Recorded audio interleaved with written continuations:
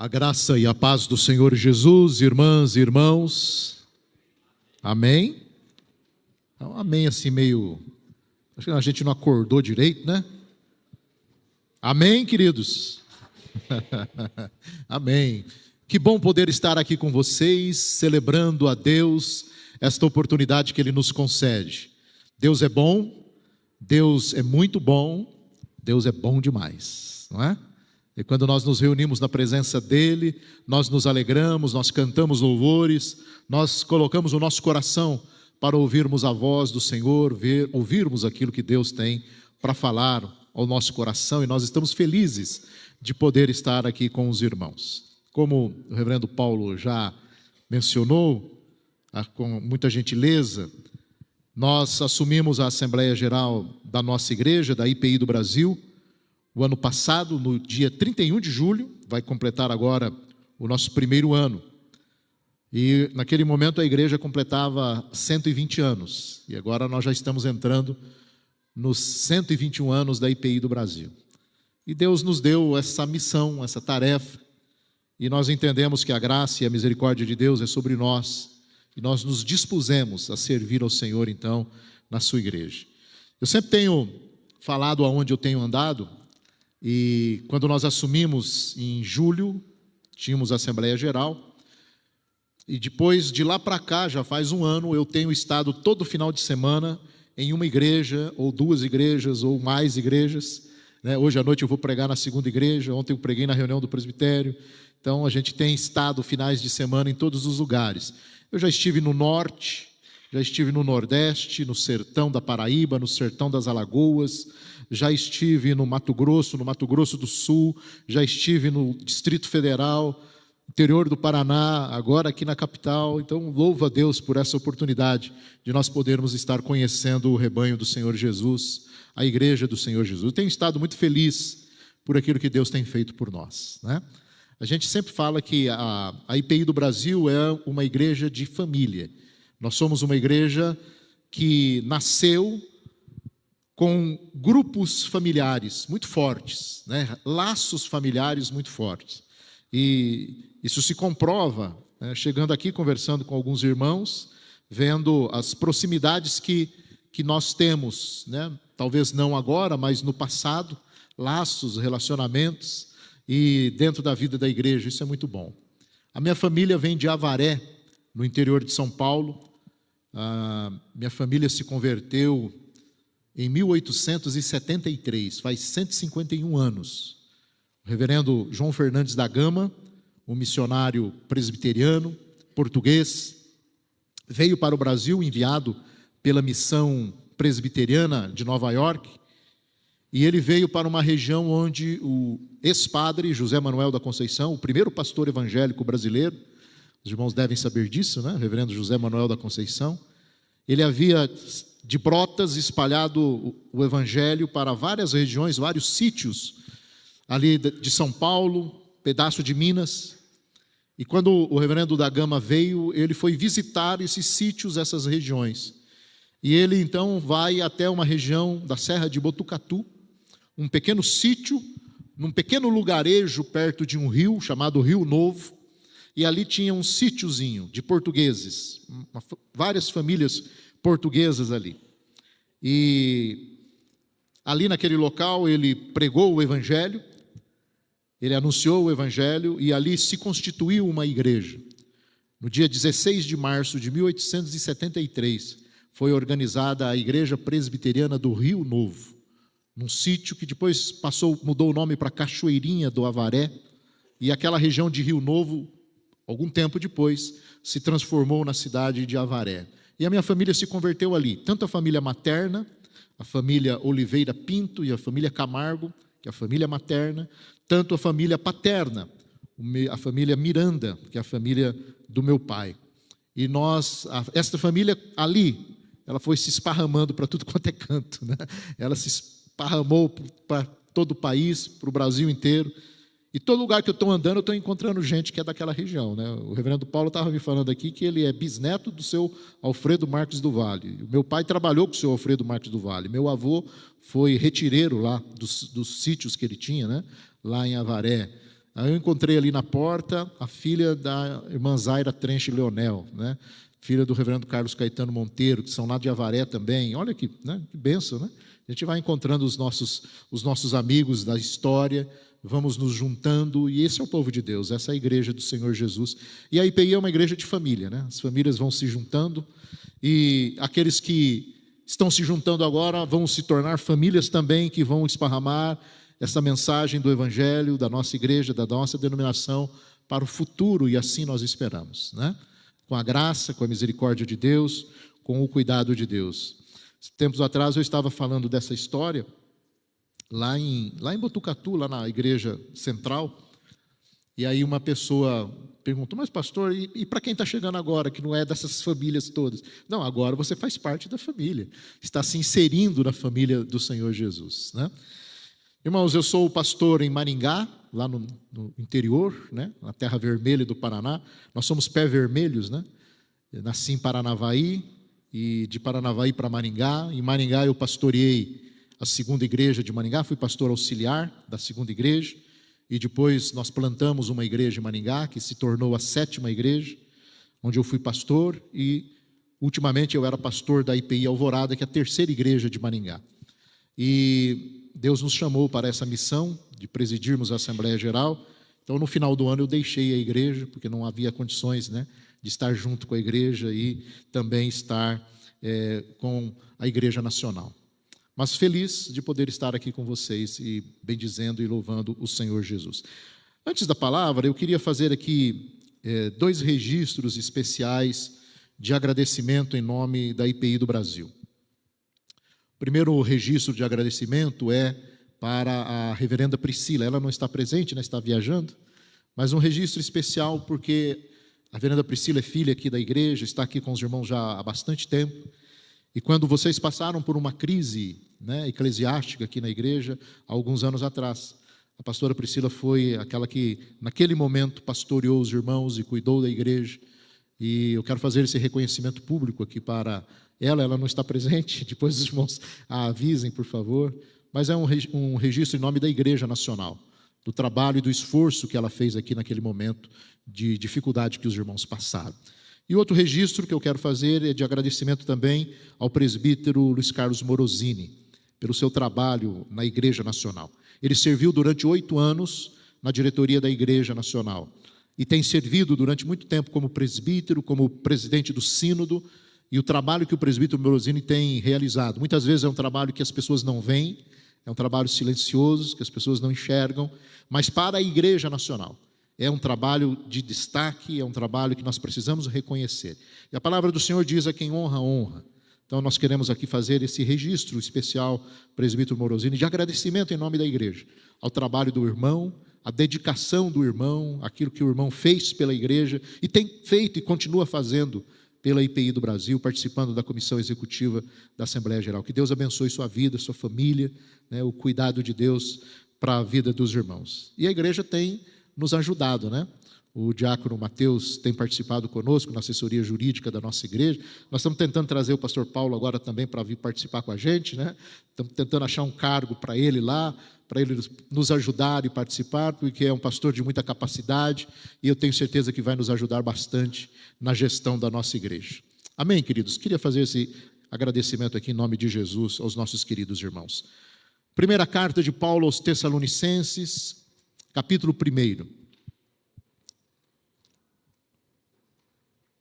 Carta do apóstolo Paulo aos Tessalonicenses, capítulo 1.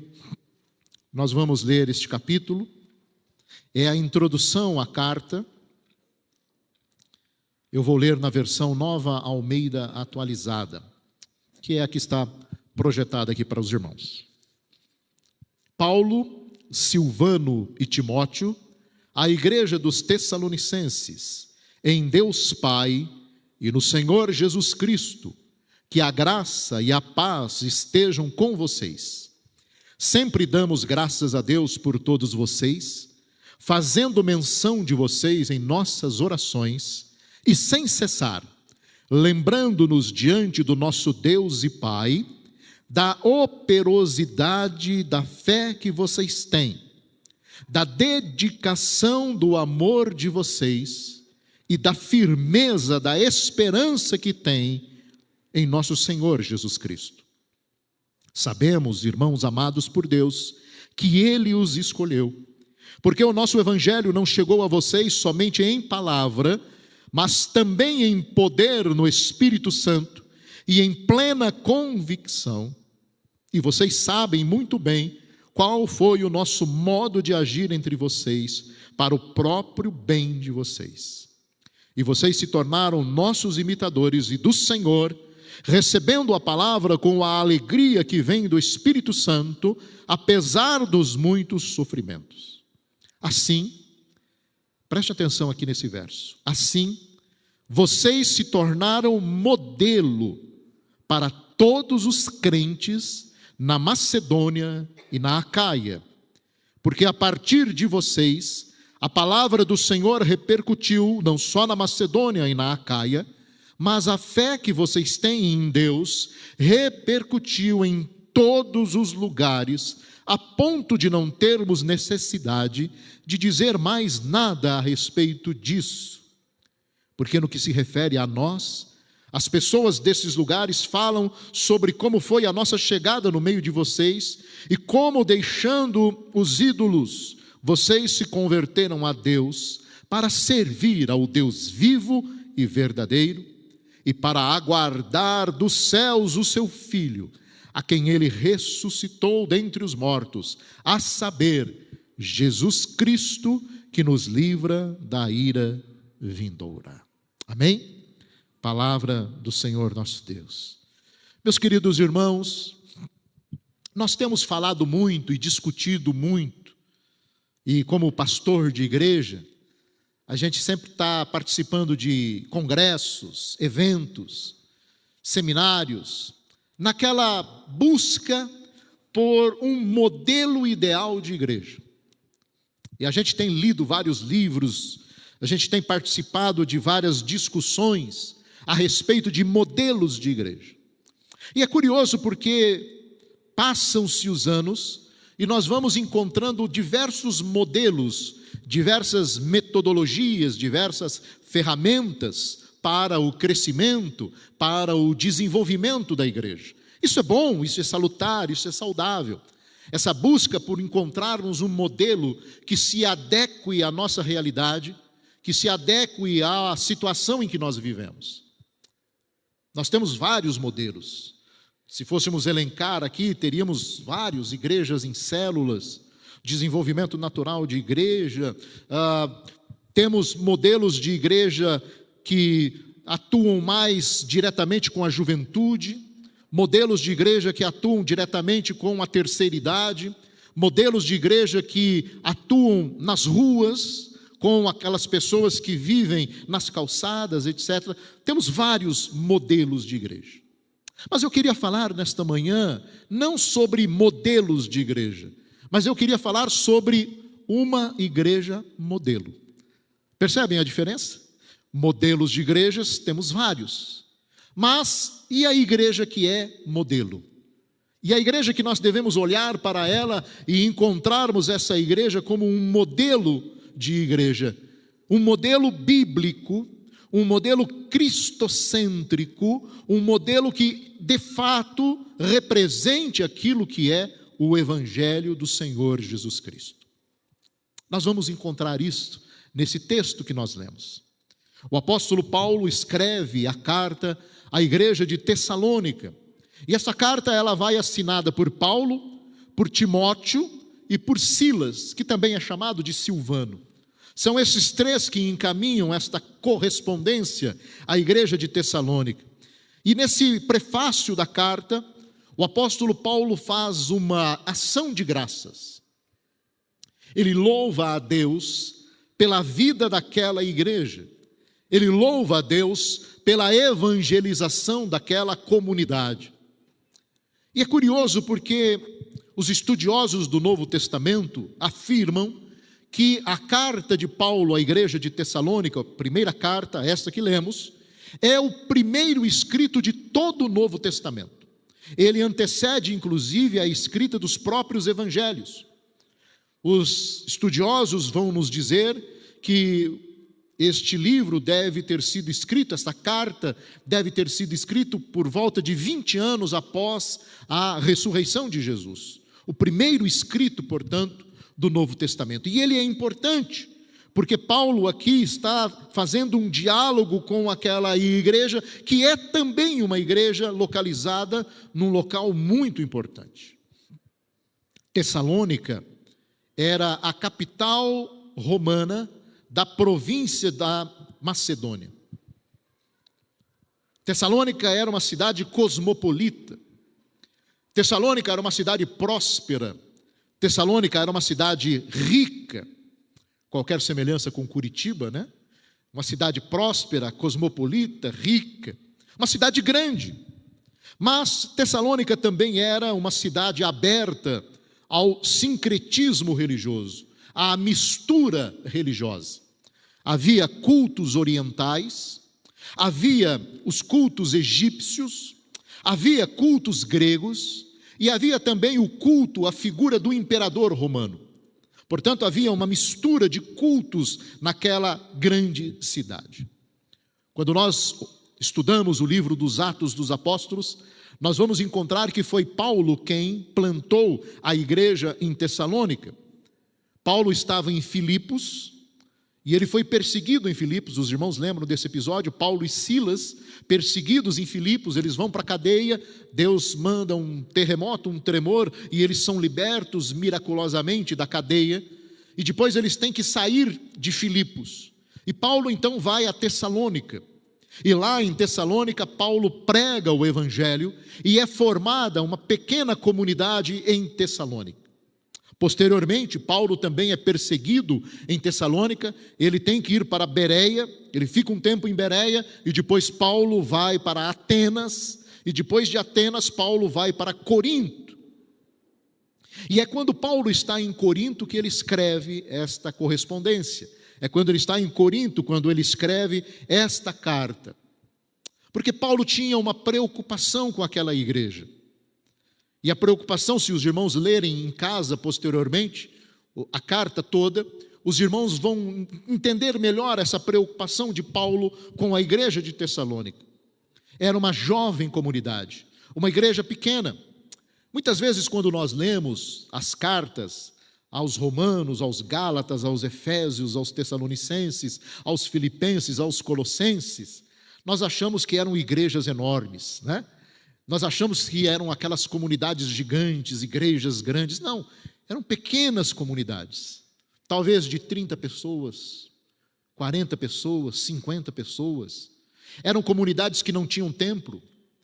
Quando eles conseguiam se juntar, eles se reuniam escondidos nas sinagogas dos judeus, quando era possível. Se não, se reuniam nas casas ou se reuniam escondidos para fugir, inclusive, da perseguição do Império Romano. Tessalônica, portanto, a igreja de Tessalônica era uma igreja pequena, uma comunidade pequena, uma jovem comunidade, e ela passava por algumas dificuldades. A primeira delas era relacionada à perseguição imperial. O Império Romano, perseguindo os cristãos, poderia colocar aquela comunidade em perigo, porque eles teriam que estar vivendo escondidos e cultuando a Deus de forma escondida, sem ter muitas condições para se reunir, para cultuar a Deus. Havia também um outro problema, que era um problema do sincretismo religioso. Os diversos cultos que aconteciam em Tessalônica, aos egípcios, os cultos orientais gregos, o culto à figura do imperador, havia um perigo de que esses cultos entrassem dentro da igreja e trouxessem certa confusão para os crentes de Tessalônica. E o terceiro problema era um problema teológico que havia dentro da igreja. Havia um problema relacionado à parousia. A parousia é a doutrina sobre a volta de Jesus. Se os irmãos lerem o restante da carta, os irmãos vão compreender que esse era um problema sério naquela igreja, um problema teológico, porque eles acreditavam que Jesus voltaria imediatamente, e se Jesus vai voltar hoje, então eu não preciso fazer mais nada, Eu tenho apenas que ficar aqui esperando a volta de Jesus, porque ele vai voltar agora. E esse problema começou a trazer alguns conflitos na igreja, porque a igreja entendia, mas por que eu tenho que evangelizar?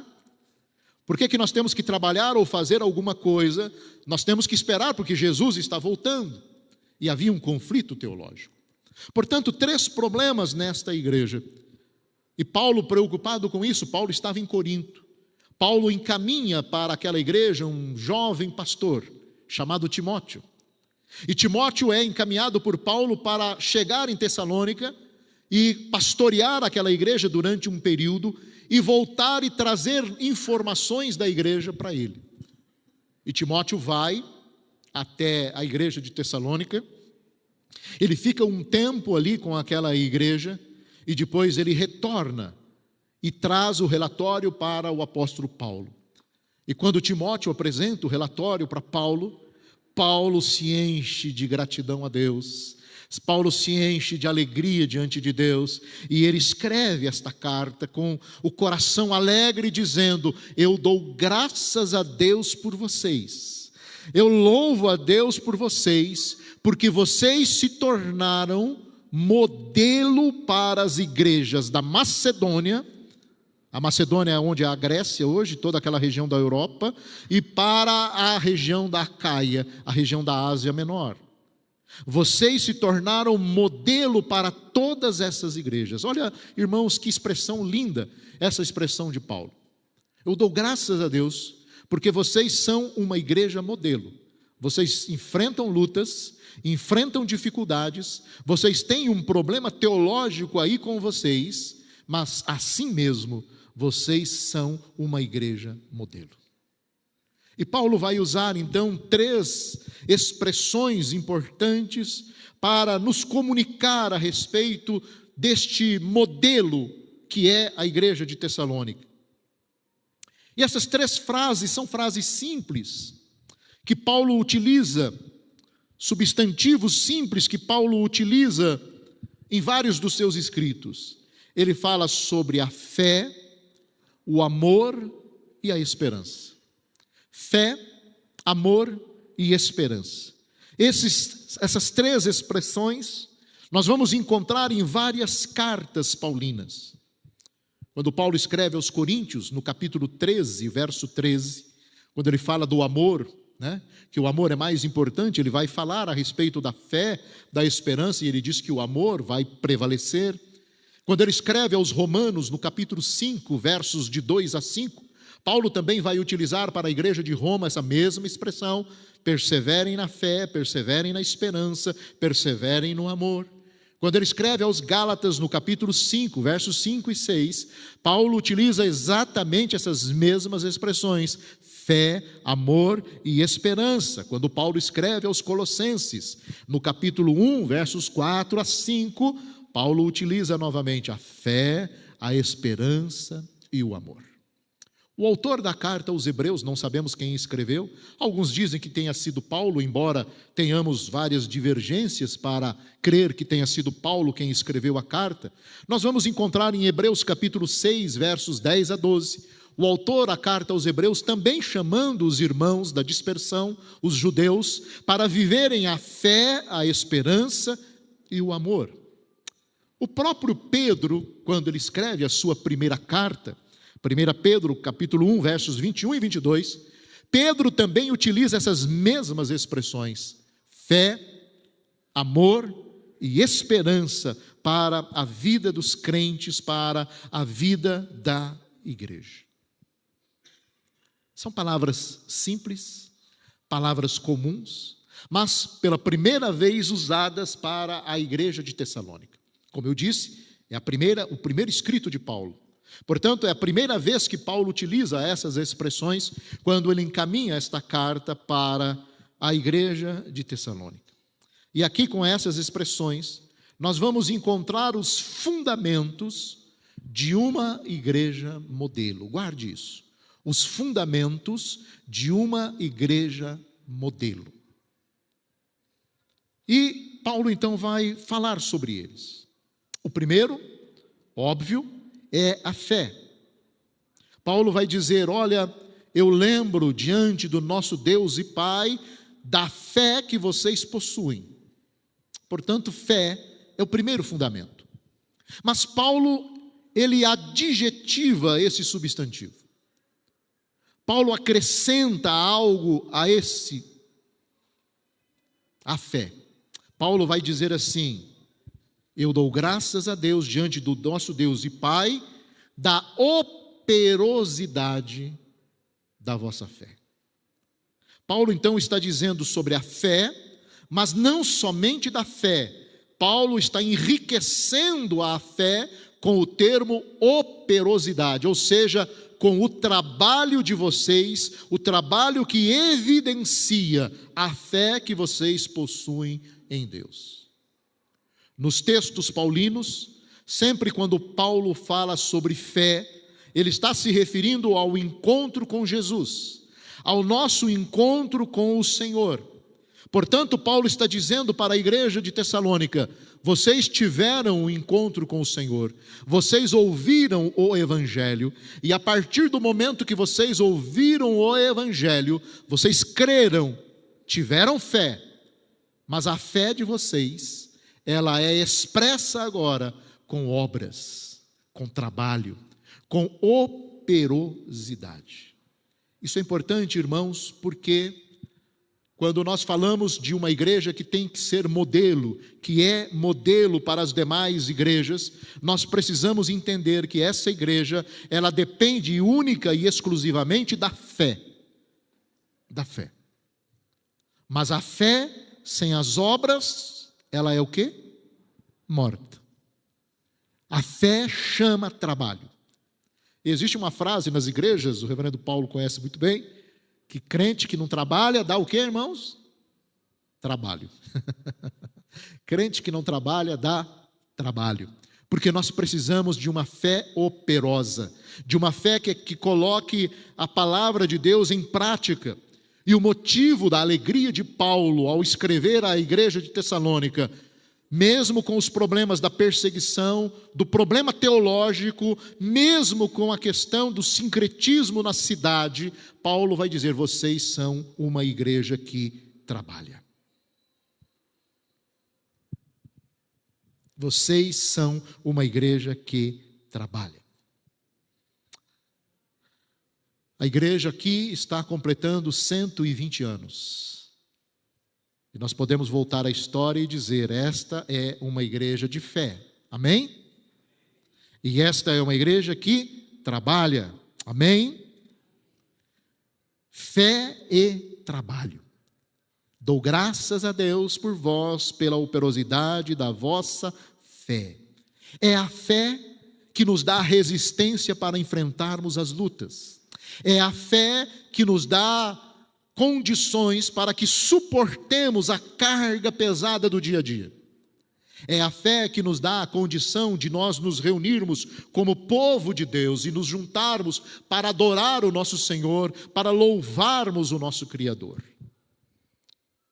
E a fé precisa ser exposta em trabalho, em obras de amor para com o próximo, em obras de amor para aqueles que estão passando por necessidade, em obras de atenção àqueles que carecem de Jesus.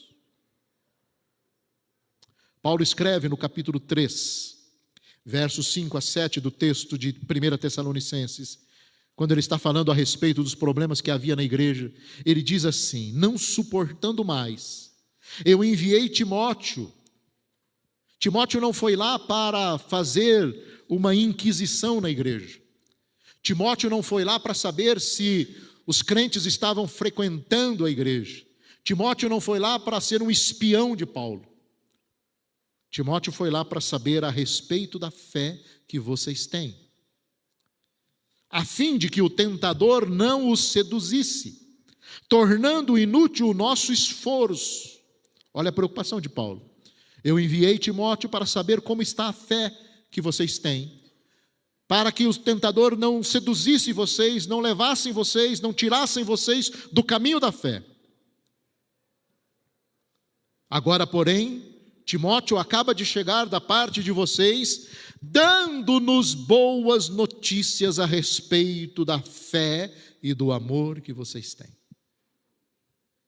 A fé permanece inabalável.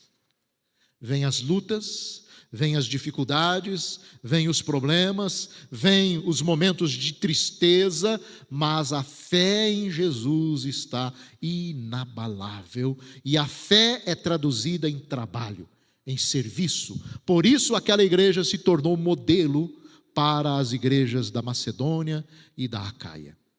Todos se espelhavam na igreja de Tessalônica. Eu quero ser como a igreja de Tessalônica. Igreja que tem fé. A nossa fé, meus irmãos e irmãs, ela não pode ser uma fé de manual.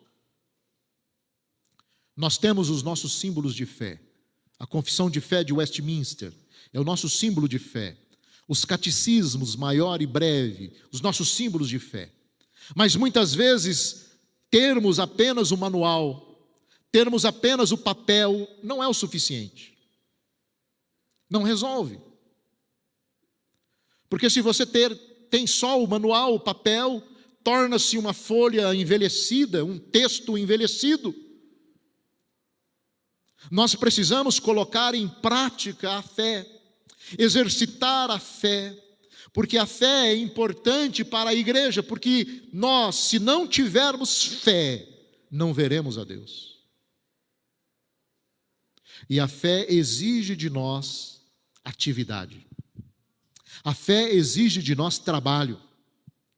A fé exige de nós compromisso com a igreja, compromisso com o Senhor. E a fé suplanta qualquer dificuldade. A fé supera qualquer situação complexa. Pode ser até um problema teológico. Problema teológico não pode dividir a igreja. Problema teológico tem que ser resolvido com a fé. Não pode dividir a igreja. E Paulo está dizendo: eu louvo a Deus pela fé, pela operosidade da fé que vocês possuem. Amém, queridos? O segundo fundamento que nós vamos encontrar aqui, Paulo fala a respeito do amor, no mesmo verso. E ele vai dizer assim: eu louvo a Deus pela dedicação do vosso amor. Ele enriquece o amor com a dedicação. Numa versão mais correta com o grego, o sentido é abnegação. Eu louvo a Deus pelo amor abnegado que vocês têm. O que é abnegado?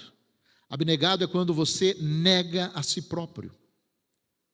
Vocês possuem um amor que nega a vocês mesmos, no sentido de que as suas ideias, as suas preferências, os seus desejos não podem ser maiores que os desejos, as preferências e as ideias dos outros da igreja. Por isso, esse amor que vocês possuem, ele precisa ser um amor dedicado, um amor abnegado, um amor que se entrega. Este é o amor ágape, o amor que se dá para o outro. É o amor altruísta, que supera as tendências egoístas do eu. E hoje, meus queridos irmãos e irmãs, nós passamos por um momento de crise terrível, porque hoje é o momento do eu, inclusive a teologia do eu posso, eu consigo, eu sou, eu determino. Nós enfatizamos muito o eu. E Paulo está dizendo: vocês são uma igreja modelo, porque vocês não se preocupam com vocês, vocês se preocupam com os outros, vocês negaram a vocês mesmos e vocês amam os outros, vocês vivem para os outros, vocês anunciam o evangelho, vocês cuidam uns dos outros. Aleluia. Por isso, quando Paulo escreve sobre o amor, ele diz: eu apresento a vocês um novo e sublime caminho. É o caminho do amor. A igreja precisa amar, porque quando há amor na igreja não há divisão. Porque quando há amor na igreja, há trabalho, há serviço, há dedicação, há evangelização, há cuidado, há pastoreio. Nós precisamos amar. A igreja precisa ser modelo para a sociedade. E nós seremos modelo para a sociedade a partir do momento que nós amarmos. Amarmos. Paulo escreve no capítulo 4 da primeira carta, versos 9 e 10. Ele diz assim: quanto ao amor fraternal, irmãos, não preciso escrever nada para vocês. Não preciso falar nada sobre o amor fraternal, porque vocês mesmos já foram ensinados por Deus a se amarem uns aos outros. E de fato vocês amam todos os irmãos em toda a Macedônia. E nós insistimos, continuem assim. Continuem sendo desta forma, edifiquem-se uns aos outros, exortem-se em amor uns aos outros, tenham consideração uns com os outros em amor, e a igreja vive, a igreja é abençoada, a igreja cresce, a igreja se torna uma igreja dinâmica, a igreja se torna uma igreja modelo. Lá no capítulo 5, Paulo está dizendo: eu aconselho vocês que tenham em mais alta estima, com amor, aqueles que lideram, aqueles que estão à frente da igreja. Vivam em paz uns com os outros. E nós exortamos a igreja, porque tem gente que confunde o amor. A igreja precisa viver em amor, então a igreja vai tolerar qualquer problema, a igreja vai suportar qualquer erro. A palavra de Deus não diz isso. A palavra de Deus diz: advirtam os ociosos, confortem os desanimados, auxiliem os fracos, sejam pacientes com todos, exortem, admoestem, mas em amor. O amor abnegado, o amor dedicado, o amor que se entrega. E assim vocês serão uma igreja modelo. Amém? Amém, queridos? E o terceiro fundamento, Paulo nos apresenta no final do verso. Eu louvo a Deus pela fé, pelo amor, e louvo a Deus pela esperança de vocês. Vocês se tornaram uma igreja modelo, porque vocês têm esperança. Mas ele complementa, e ele diz: firmeza da vossa esperança. Vocês esperam, vocês são pacientes, vocês são confiantes no futuro e vocês estão firmes naquilo que vocês esperam. Firmeza da esperança. Esperança baseada no futuro, baseada na ressurreição de Jesus Cristo, e Paulo vai dizer isso, ensinar isso para a igreja. Cristo ressuscitou dos mortos, e por isso a nossa fé não é vã. E se Cristo ressuscitou dos mortos, nós ressuscitaremos com Ele em glória. Por isso não se preocupem com o problema teológico de vocês sobre a volta de Jesus, sobre a vinda de Jesus. Confiem no futuro, sejam pacientes. Porque apesar dos sofrimentos, apesar das dificuldades, apesar das lutas desta vida, é a firmeza da vossa esperança que vai dar a garantia da vitória para vocês. Aleluia. Vocês precisam crer e confiar nisso. E eu louvo a Deus porque vocês deram provas da firmeza da vossa esperança. Essa perseverança que vocês têm, mesmo em meio às perseguições, mesmo em meio às dificuldades de vocês, vocês estão firmes na esperança em Cristo Jesus. No capítulo 4, verso 14, Paulo escreve à igreja de Tessalônica: se cremos que Jesus morreu e ressurgiu, cremos também que Deus trará mediante Jesus e juntamente com ele todos aqueles que nele dormiram. E quando soar a última trombeta, aqueles que morreram em Cristo ressuscitarão primeiro, e os que estiverem vivos encontrarão com o Senhor Jesus nos ares. Não se preocupem quanto à vinda de Jesus, nós não sabemos a hora, nem o dia, nem o momento. Fiquem firmes na vossa esperança. Aleluia. Meus queridos irmãos, a firmeza da esperança Ela é muito diferente do entusiasmo utópico, da utopia. A utopia é importante. Eu sou sociólogo de formação também. E na sociologia nós trabalhamos sobre a questão da utopia. E temos vários autores utópicos que são muito importantes. Porque a utopia é aquele sentimento de que eu preciso alcançar algo, mesmo sabendo que eu nunca vou alcançar. Isso é uma utopia. Mas eu preciso me esforçar para aquilo. Só que aqui Paulo está dizendo diferente. A esperança do crente, a esperança da igreja, ela não é um entusiasmo utópico.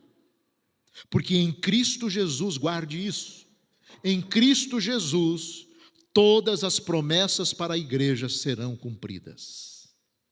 Em Cristo Jesus, todas as promessas para a igreja serão cumpridas. Por isso, fiquem firmes na esperança. Eu não sei o que vai acontecer amanhã, não sei o que vai acontecer nem daqui uma hora, mas eu estou firme em Jesus. Essa é uma igreja modelo. É uma igreja que enfrenta as tempestades.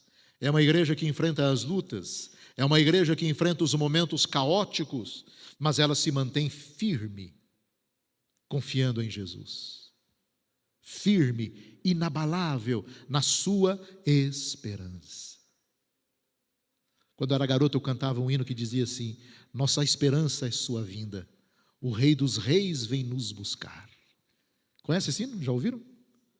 Nossa esperança é a sua vinda, Ele virá nos buscar. Nós louvamos a Deus por isso, porque essa é a esperança da igreja. E a igreja se torna modelo para a sociedade, a igreja se torna modelo para as outras igrejas, quando ela tem uma firme esperança em Jesus. E que todas as promessas para a igreja serão cumpridas em Jesus. Amém, queridos? Fé, amor e esperança. Simples assim, né? Simples assim. Muitas vezes a gente tenta enfeitar, mas Paulo é simples: fé, amor e esperança. Fé com obras, amor abnegado e esperança firme em Cristo Jesus. A carta de Paulo à igreja de Tessalônica é uma carta para a primeira igreja presbiteriana independente de Curitiba, dizendo para vocês: irmãos, eu louvo a Deus pela firmeza da vossa fé, pela operosidade da vossa fé, pela abnegação do vosso amor, pela firmeza da sua esperança. Eu louvo a Deus, porque vocês se tornaram modelo para as igrejas. Na tradição reformada, irmãos, a tríade fé, amor e esperança, ela é representada por 3 símbolos. A fé é representada pela cruz. Jesus é a razão da nossa fé. Se não for pela cruz, não tem motivo nenhum de nós estarmos aqui na manhã de domingo. Fé, cruz. O amor é representado pelo coração. É o coração que se doou, se entregou. E a esperança é representada pela âncora, onde nós estabelecemos e firmamos a nossa esperança. Esses símbolos devem acompanhar a igreja, a comunidade cristã, porque define a própria existência da igreja. Fé, amor e esperança são resultados da pregação da igreja, da vida da igreja, do testemunho da igreja. E é o elemento que concede à igreja, a esta igreja, os fundamentos para que ela seja de fato uma igreja modelo. Que Deus possa abençoar os irmãos, que Deus possa dar graça aos irmãos, e que nós possamos cantar o velho hino: a minha fé e o meu amor estão firmados no Senhor. Que Deus nos abençoe, que Ele derrame sobre nós e sobre a sua igreja a sua graça e a sua misericórdia. Eu quero orar por vocês. Vamos ficar em pé.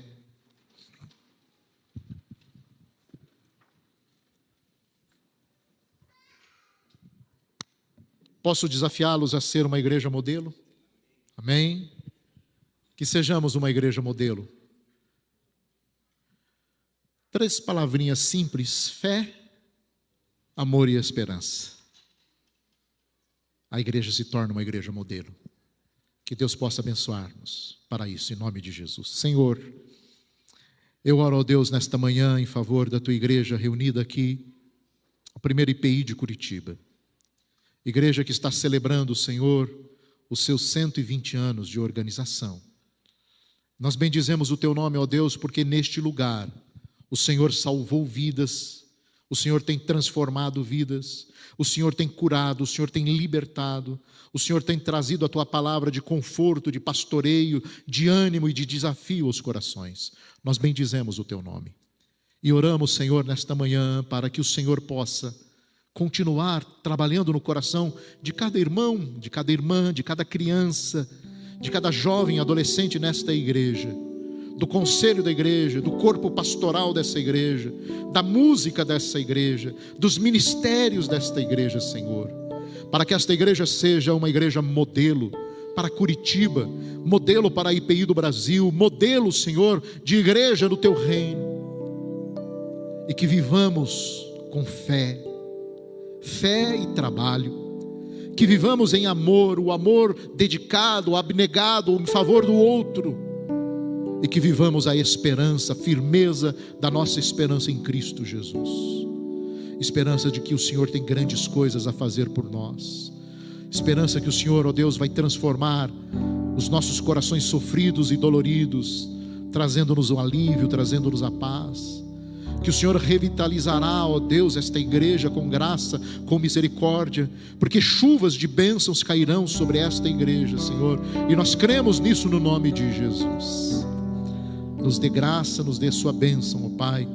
Fique com o povo de Deus neste lugar. É a nossa oração no nome de Jesus. Amém, amém e amém.